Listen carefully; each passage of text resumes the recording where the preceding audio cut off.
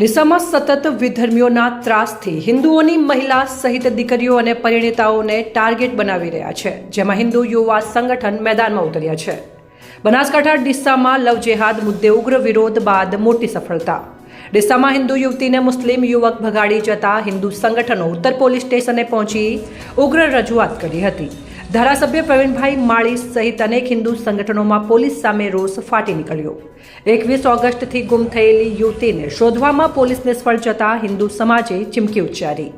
ચેતવણી બાદ માત્ર 6 કલાકમાં જ પોલીસે યુવતીને વિધર્મી યુવકના હાથમાંથી મુક્ત કરાવી છે। આ દરમિયાન બેકરી કુવા વહોરા વિસ્તારમાં આરોપીના ઘર પર નગરપાલિકાએ બુલડોઝર ચલાવ્યું। ટોળે ટોળા લોકોના ઉમટી પડ્યા અને જય શ્રી રામના નારા ગુંજ્યા। આ ઘટનાથી ગુસ્સે નાગરિકોએ આરોપીના ઘર દુકાનને ઘેરી તોડફોડ કરી।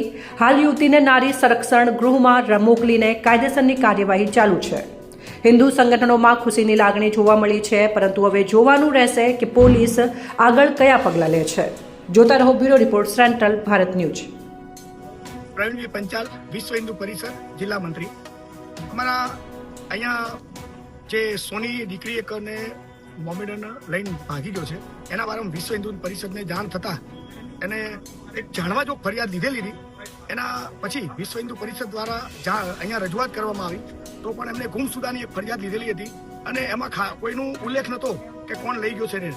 આમના કહેવા છતાં પણ એમનો ઉલ્લેખ નથી કર્યો। આ એક સાજિશ, લવ જેહાદ જે હાલ ચાલે છે એની સાજિશ છે। એટલે એમાં અમે પરિષદના આજ સમાજ વચ્ચે જ્યારે આક્રોશ પેદા થયો, ત્યારે સમાજના હિન્દુ સમાજના વિવિધ સંગઠનો અને પરિષદ સાથે રહી અને આજ અમે અહીંયા રજૂઆત કરી આવ્યા છીએ। અને એના અંદર એ ફરિયાદમાં જે લઈને નાસીજો છે, જે લવ જેહાદના એક પ્લાનિંગ સર એનું નામ એડ કરવા અને ઘરમાંથી પણ પોતે એ વ્યક્તિ પાસે તો કશું લાંબુ નથી, પણ આ દીકરી પાસે ઘરેથી પૈસા અને સોનાના દાગીના એ પણ સાથે એક પ્લાનિંગ કરીને લઈ ગયો છે।